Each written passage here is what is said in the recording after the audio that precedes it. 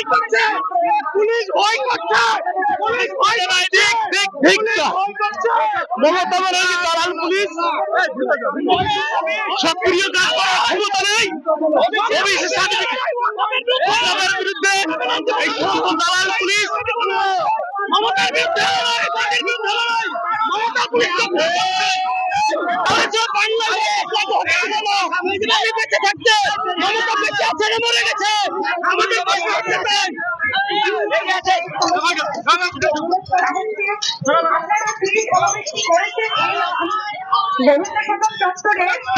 সম্পূর্ণ বেআইনি জনসমাবেশ।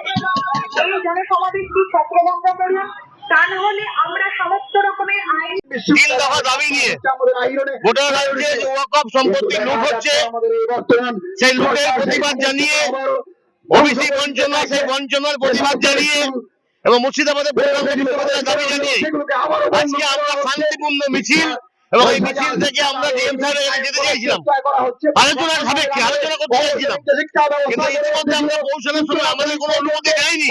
আমরা মেল করেছিলাম অনুমতি দেয়নি।